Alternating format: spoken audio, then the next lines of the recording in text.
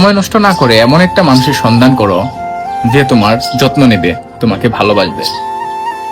মনে রেখো, মুখটাকে ডিভোর্স দিয়েছে এখনো 4 দিন হয় নাই, এখন এই বিয়ের জন্য পাগল হয়ে গেছে আলম হাসান।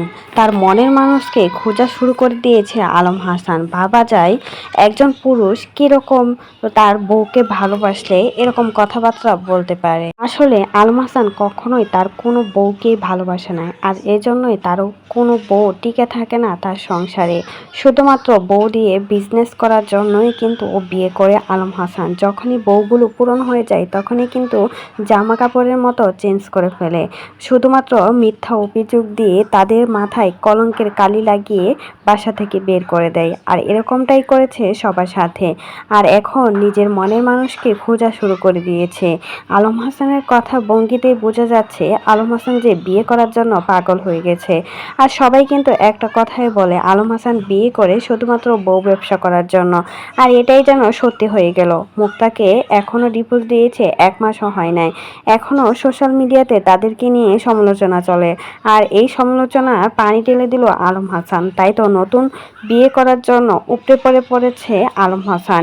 এদিকে পাত্রীও নাকি দেখা হয়ে গেছে, এখন শুধু বিয়েটা বাকি আছে। কারণ সিলেট গিয়েছে শুধুমাত্র আরেকটা নতুন বিয়ে করার জন্য, এজন্যই নাকি ঘুরতে বেরোইছে। দেখেই বোঝা যাচ্ছে কতটা আনন্দে আর কতটা খুশিতে আছে আলম হাসান। কোনো চিন্তা ভাবনা কোনো কিছুই নেই, তার 4টা বিয়ে হয়ে গেছে, অথচ এখনো বিয়ের জন্য উপড়ে পড়ে পাগল হয়ে গেছে আলম হাসান।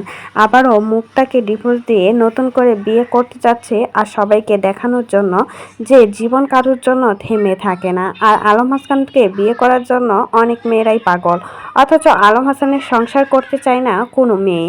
কারণ ওর চরিত্রই ভালো নয়, সেজন্যই কোনো মেয়ে তার সংসারে টিকে থাকতে পারে না, এজন্যই তার সংসার ছেড়ে চলে যায়। আর এই জন্যই কিন্তু আলম হাসান প্রত্যেকটা বিয়ে এভাবেই করে থাকে, প্রত্যেকটা মেয়েকে টার্গেট করে তারপর কিন্তু বিয়ে করে। এখন আবার নতুন কাকে জানি টার্গেট করেছে আলম হাসান, সেই জন্যই কিন্তু মুখেই প্রকাশ করে দিচ্ছে। কয়দিন পর দেখা যাবে বউ নিয়ে এসে ভিডিও বানাচ্ছে। এটাই হচ্ছে আলম হাসানের ভিউ ব্যবসার বিজনেস। তো এই বিষয়ে কোনো মতামত থাকলে সেটা কিন্তু অবশ্যই আমাদের কমেন্ট বক্সে কমেন্টে জানাতে ভুলবেন না।